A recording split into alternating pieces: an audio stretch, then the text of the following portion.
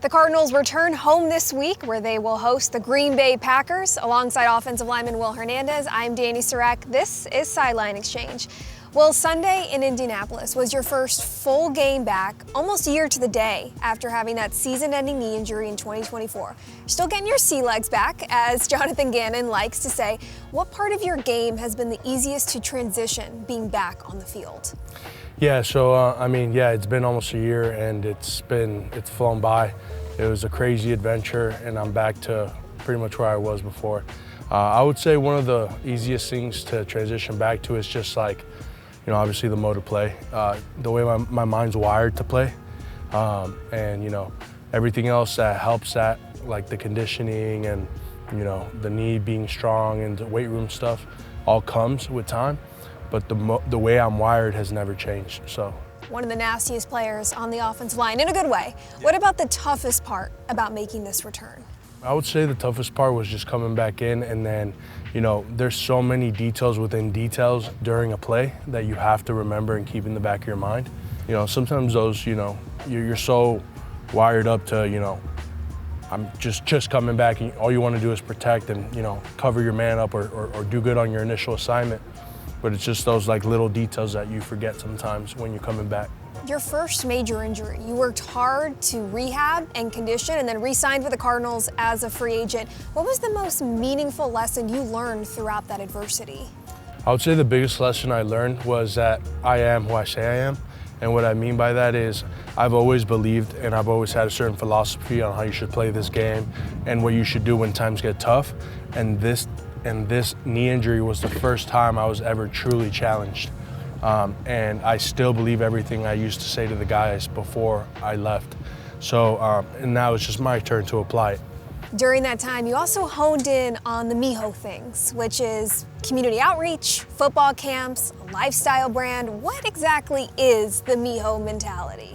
No, so yeah, I definitely had a lot of time on my hands. And so why don't I take this time that I can't play the game I love and help others?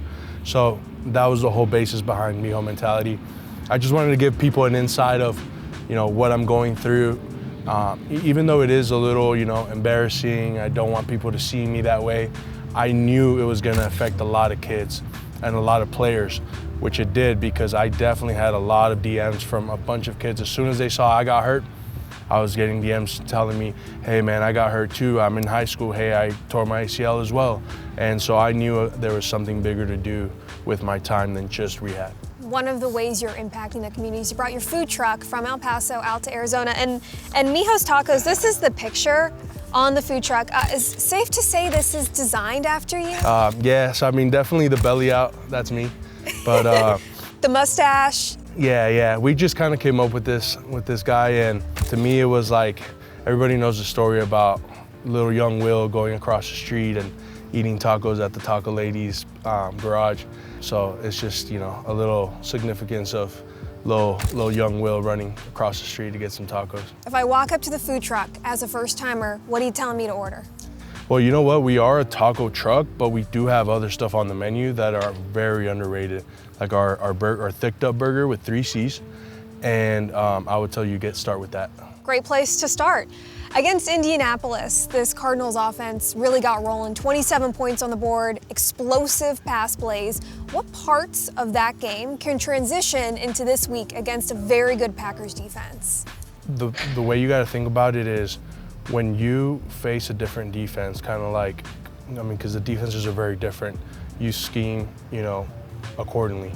But there's things that never change, which is the mode of play, which is the way you come off the ball, which is the way you put your hands on someone. Those things never change.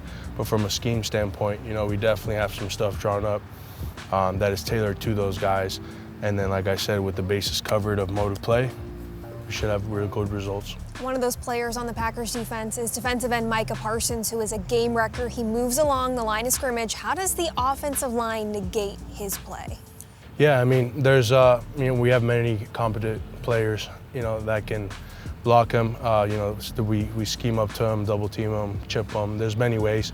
But at the end of the day, you can't double team him and do it every play. So you have to find a way to whenever you're one-on-one with them, find a way and then let the team do its thing. That opportunity comes Sunday at State Farm Stadium. It's a 1:25 kickoff against the Green Bay Packers. For offensive lineman Will Hernandez, I'm Dani Sureck. Thanks so much for tuning in to Sideline Exchange.